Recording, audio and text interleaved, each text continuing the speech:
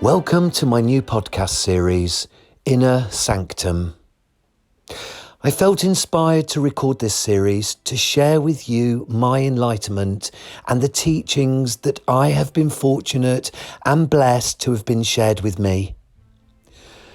Throughout my spiritual journey in this life, on this earth, even before my understanding of my gift for animal communication, I had travelled far and wide to understand many forms of enlightenment and religions. I went on spiritual retreats, joined circles and meditation groups. I attended psychic and spiritual colleges and became inspired by so many great teachers and leaders in the physical and the spiritual realm. I studied Christianity, Buddhism, and the Kabbalah, to name but a few.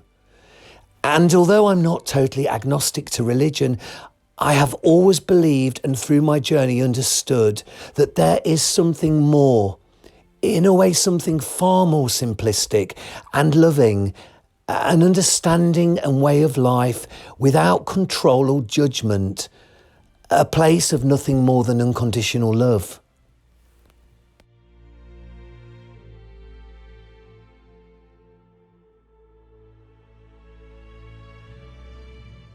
It sounds idyllic, doesn't it?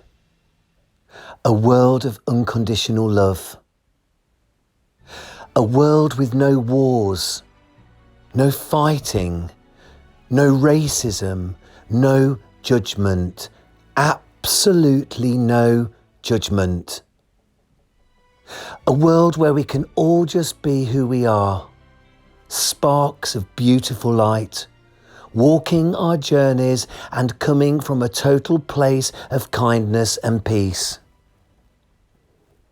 And I ask you, is that really that far out of reach? And where would it need to start from? You know, ultimately, this is the life you can have, the life we can all have. But to enable this to happen, we have to go back, way back, to the very beginning, to learn and understand. And I have found through my teachings and the teachings I share with my students and many others, that one of the biggest questions we search for answers on is, where do we actually come from? Questions I hear so often. Questions like, well, if the Bible was written by man, then where did we truly come from? If we just evolved from apes, then how come we don't just keep on continuing to evolve? If there's a God, then why do such terrible situations happen? Why are children taken and seemingly good people taken early and in such cruel ways? It's hard for us humans to believe in something pure and good at times, isn't it? Something so much bigger that pushes us to evolve and learn, especially when we cannot see what the source really is. You know you're in your house, you know you're in your car or office because you can see it, because it's familiar.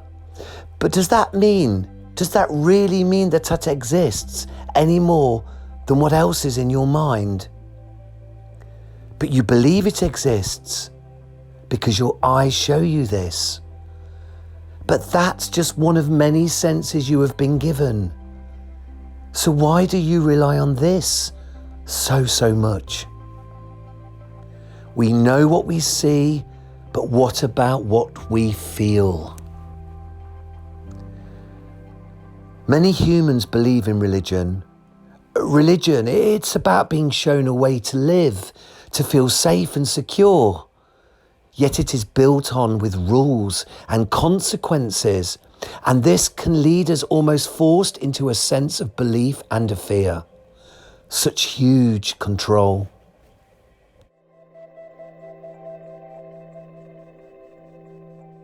Religion can pull us into a false sense of security. On one hand, it gives us faith to believe that there is something bigger that enables our life to continue on from our human years with salvation, But yet on the other hand, so much guilt and judgment when we get it wrong, when we don't toe the line by the book. To me, that's not how I ever wanted to live my life. I don't want to live my life controlled by fear. Do you? I want to feel for myself without all of that. I want to experience something much bigger and enlightening. Anything I do in my life comes from passion. And if I am to believe in anything or anyone, then I have to know and I have to really feel it inside. And to do this, I have to look deep inside who I really am. Isn't that how we all truly understand ourselves? By looking in.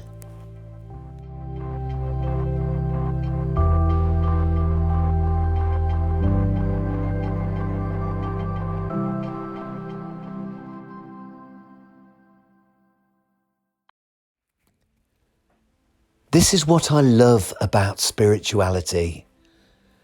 Spirituality is about what's inside of you and the richness of your soul, the journey of your soul. Spirituality is about how you live your life and how you treat others, all life, human and animal. It's about being kind to yourself. After all, true unconditional love can only happen if it first starts with yourself. You, loving you. What resides inside projects outside. Right? You feel hurt, you hurt.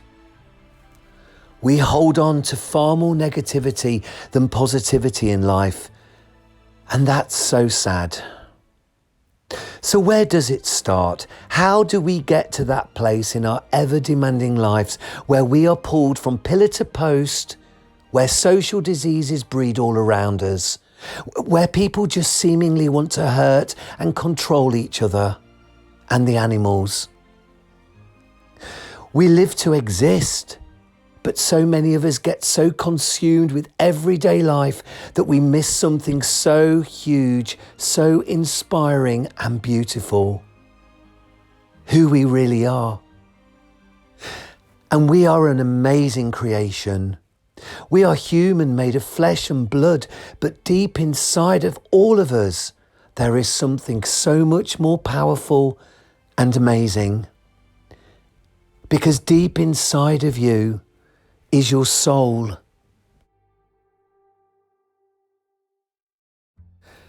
There is this energy and this innate power inside of you, in your soul, a story that far surpasses the body and life you are living right now as you are listening to me, right now. You don't remember your other lives, right?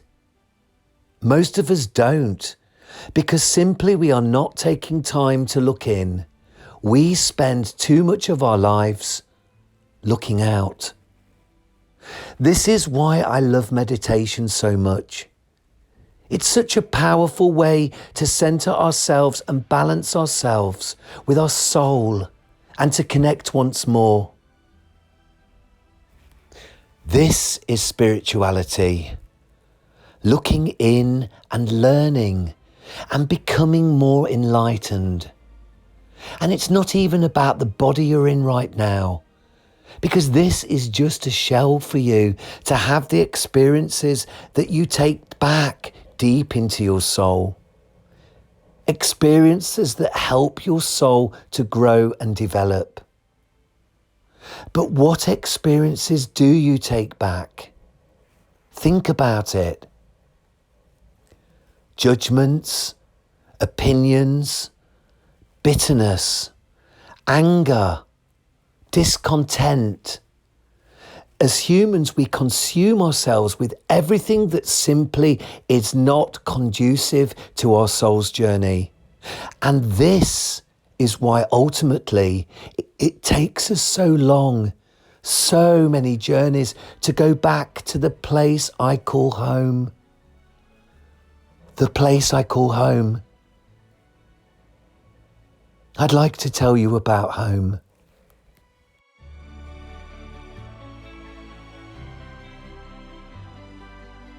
This place I call home, it's not just my place, it's yours too, and you have visited it many times already. It's strange to have a home we just visit and don't stay longer at, isn't it? But then we have many experiences to have, don't we? In our many lives. So let's take a closer look at home, shall we? The place all our souls originate from. Now, this place called home, some call heaven. Some feel that it is above them in the sky. Some believe a God rules this place. Some believe it to be a world of colour and beauty and full of all of our dreams, full of all of our loved ones and animals. A world of rainbows without cruelty and harm, without war. And I have been shown that our home is all of those, and yet so much more. Out there in the universe and all around us is something very special. Out there within the prisms of light, far out into other dimensions, there in the universe is a mass of energy, a huge mass of energy and information that we are all connected to. It's like the pull of a magnet, and we are particles of this energy, sparks of light, and we circulate all across the universe. And we travel to experience, and then we gradually become pulled to take back all that we have learned. That's a big concept, isn't it? And maybe for you it's hard to imagine, but it is the truth. All of us, including the animals, all here as energy to experience and to collect, to take back. You see, the Bible shares with us that God created the earth. And actually, to me, God is spirit. And spirit is the mass of energy that we all travel back and forth from. And therefore, yes, spirit, the energy, did create our planet Earth, and many, many others with life also. And you have travelled to many of these places, and yet you remember nothing. But that doesn't mean this didn't happen. That doesn't mean your experiences haven't happened. Think about it. How much do you remember from when you were a baby, now that you're an adult? So imagine trying to remember lives and journeys from thousands of years ago then. It would be difficult, especially in the human brain you have been given to do this. And you have been given this brain for a reason, to collect information. Our soul has the true memory, not the brain. That's why in our human existence, I believe we should always love and live in the moment, taking in all around us, all experiences of kindness and love, protecting the animals and allowing them and other humans free will and choice to learn and understand. After all, it is an individual journey for each and every one of us. And we should spend the short time we have on this earth, in this life, concentrating on just that. Because this is what will feed our soul with unconditional love.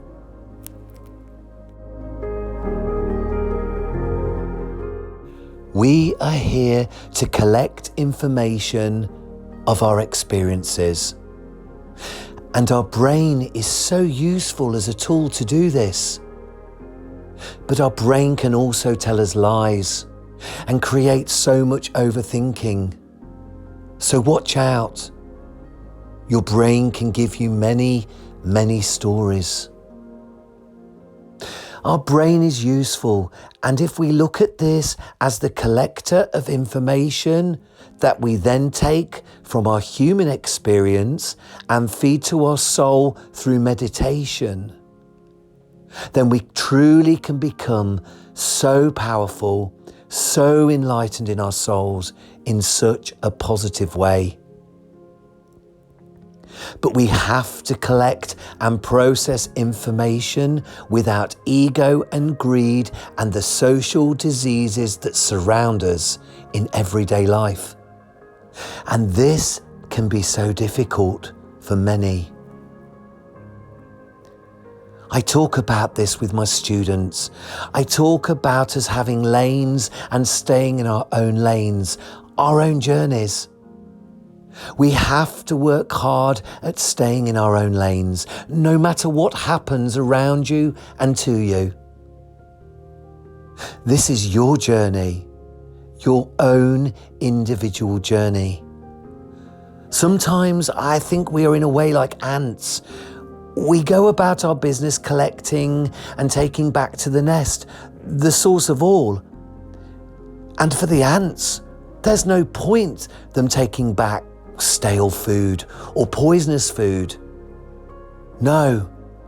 To survive, the ant must take back what is sustainable, enriching, and important to the greater good of itself and its family. In a way, it's good to look at our journey like the ants you watch on the ground, because it's all about what we collect and take back through our experiences. And this journey is not always going to be easy. You will have many hurdles. Sadness, loss, illness, disease. But you will also have amazing experiences. Seeing and experiencing your children born, watching them grow up, being with your animals, traveling to beautiful places to experience what this earth has to offer. Laughing, feeling the touch and love of another human, the love of your animals, the companionship. To learn about your true existence and growing and emulating out from your soul this beautiful light that can help and teach others. It has to start somewhere. And it can start with you. Inspiring others with love, being compassionate, having empathy and a sensitivity to life. And all it has to start with is loving yourself. And this, my friends, is spirituality. What would you like to take back home in your bag at the end of your days? Think about it.